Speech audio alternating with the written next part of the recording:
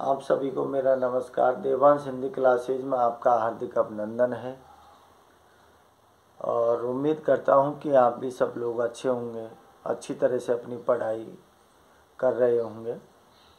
और देखिए, आज मैं आपको बीए पार्ट सेकेंड ईयर का जो फर्स्ट पेपर है, जो कि आलम के बाद पद्माकर का नंबर है, और पद्माकर से संबंधित कुछ संक्षिप्त जानकारी, उनका जीवन परिचय, उसके बाद में कुछ पद हैं उनके जिनको अपन पढ़ेंगे।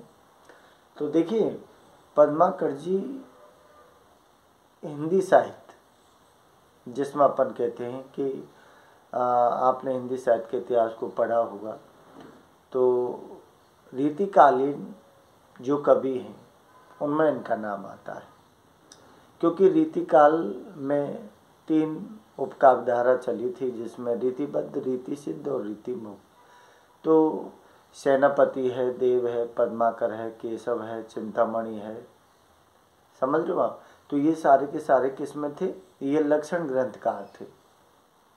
इसका मतलब जिन्होंने छंद, अलंकार और आचार्यत्व का प्रदर्शन करने का प्रयास किया अपने काव्यों में। तो एक जिसे अपन कहते हैं कि रीतिकालीन जो काव्यधारा चली थी, जिसमें रीतिबद्ध थी, और रीतिबद्ध के अंतर्गत जो उन्होंने अलंकारों का प्रयोग किया है, लक्षण ग्रंथ जो लिखे हैं, तो एक श्रृंगारिक कवि जिनको कहा जा सकता है, श्रृंगारिक कवि भी, और कुछ वीर रस से संबंधित कुछ काव्य रचना भी हैं इनकी। इनका जन्म जैसे दिखाया है कि जन्म इनका दिखाया है 1753, बांदा जिला है जो कि उत्तर प्रदेश में है। तो बांदा जिले में 1753 को इनका जन्म हुआ है। और इनके पिताजी जो थे, जिनका नाम दिया है मोहनलाल भट्ट, इनके बचपन का नाम प्यारे लाल दिखाया है। और वैसे तेलंगाना ब्राह्मण थे, दक्षिण भारत से बिलोंग करते हैं इनके पूर्वज। और लेकिन इनके पिताजी बांदा जिले में आए, उसके बाद सागर में आकर इन्होंने अपना मतलब स्थायी रूप से अपना निवास बना लिया। और एक पारिवारिक और घर का वातावरण, एक कवित्व या कवि होने के जो वातावरण था, वो इनको पारिवारिक तौर से मिला। और उसके बाद जिस तरह से बहुत सारे जो कौन है राज दरबार में ये लोग रहे, एक जगह स्थिर रह के इन्होंने काम नहीं किया। तो उसमें जो दिया है कि जयपुर नरेश प्रताप सिंह के यहाँ भी रहे, पन्ना नगरी के राजा हैं उनके पास भी रहे। और आपने नाम सुना है अनूप गिरी, जिनके विषय में इन्होंने हिम्मत बहादुर बिरदावली लिखी है, तो उनके सानिध्य में भी रहे। तो इस तरह से इनके जो दिया है परिचय। और उसके बाद में फिर ये लास्ट में जो रहे हैं, जिसमें इनके द्वारा जो प्रमुख काव्य रचनाएं हैं, जिसमें दिया है कि आजमगढ़ के अनूप गिरी थे, उनके विषय में जो लिखा है हिम्मत बहादुर बिरदावली लिखा है, जगत विनोद लिखा है, प्रबोध पचासा लिखा है, और प्रताप सिंह बिरदावली लिखा है, यमुना लहरी लिखा है, गंगा लहरी लिखा है, और अलीजा प्रकाश लिखा है, जो कि ग्वालियर की जो सिंधिया थे राजा, उनके विषय में अलीजा प्रकाश लिखा है। तो इस तरह से बहुत सारी काव्य रचनाएं हैं जो इन्होंने हिंदी साहित्य को दी हैं। तो देखिए, अब मैं जिस पद के विषय में बात कर रहा हूँ, इसमें इन्होंने क्या दिया है, जो ऋतु बसंत है, अपनी प्राकृतिक चित्रण किया है ऋतु बसंत। और ऋतु बसंत में प्राकृतिक चित्रण है कि ऋतु जब आती है, बसंत ऋतु जब आती है, तो प्राकृतिक परिवेश में क्या क्या परिवर्तन हो जाते हैं। और अभी 1-2 दिन ही हुए, और 1-2 दिन में ही मनोरमा की जो चादर है वो छा जाती है, जिसमें पेड़ों में फूल, जो पत्ते, कोमल पत्ते हैं, नए कलियां हैं, नए फूल हैं, नई सुगंध है, सुबह से चारों ओर परिवेश में छा जाती है। और अपने काव्य में इन्होंने उपमा है, रूपक है, समझ लो, और अनुप्रास है, बहुत सारे अलंकार जो हैं ये दिखाई दिए हैं इनके काव्य में। तो देखिए क्या लिखा है, थोड़ा सा देख लो, जिसमें दिया है कि अभी जो बसंत ऋतु आई है, उस बसंत ऋतु के आने से प्राकृतिक परिवेश में क्या सुंदर छटा का आगमन हुआ है।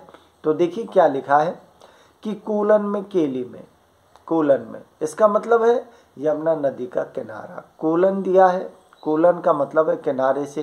तो कूलन में केली में, केली में का मतलब क्या है, अरे जो क्या कहते हैं अपन, जैसे पशु पक्षी हैं उनकी जो कीड़ाएँ हैं, उन कीड़ाओं में भी बसंत का प्रभाव देखने को मिला है, यमुना नदी के किनारे में भी देखने को मिला है।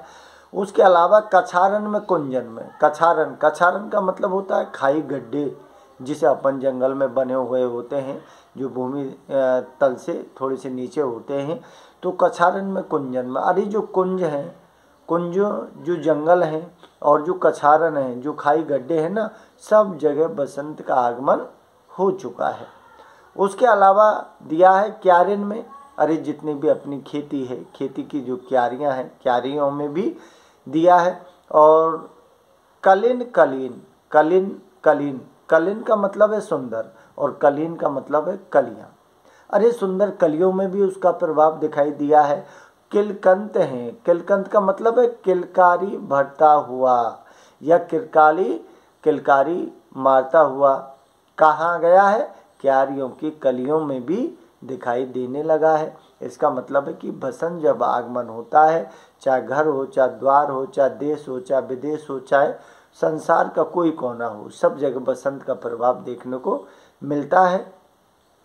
तो कहे पद्माकर परागन में पोनों में, पद्माकर कवि कहते हैं कि पराग है, जो फूलों के पराग है ना, फूलों के पराग में भी, और पराग के अलावा पौनम, पौनम का मतलब है हवा, अरे फूलों के पराग में भी, और जो हवा है प्रकृति की द्वारा चलती है, जो उस प्रकृति रूपी हवा में भी वो समाहित है।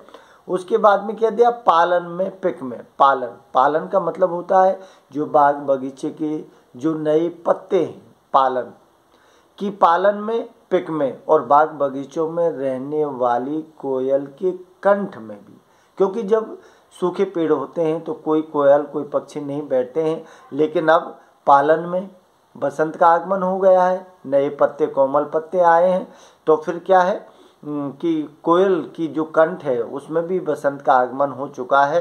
पलासन पंगत, पलासन पंगत का मतलब है पलास की जो पंक्तियां हैं, पलास के पेड़ों की जो जंगल हैं, जो पंक्तियां हैं, उनमें भी नए कोमल नए फूल खिल गए हैं। इसका मतलब है कि परिवेश पूरी तरह से बसंत ऋतु के आगमन से परिपूर्ण मनोरम छटा आ चुका है।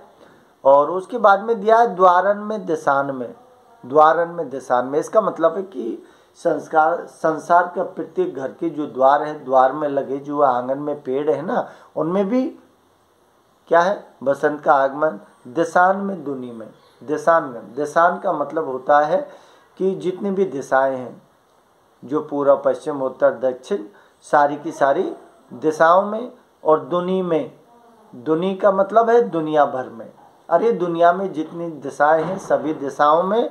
और क्या दिया है, देश देशन में, देश देशन का मतलब है कि हमारा देश और देश से बाहर विदेश, इसका मतलब पूरे संसार में बसंत ऋतु का आगमन पूरी जोर शोर से हो चुका है।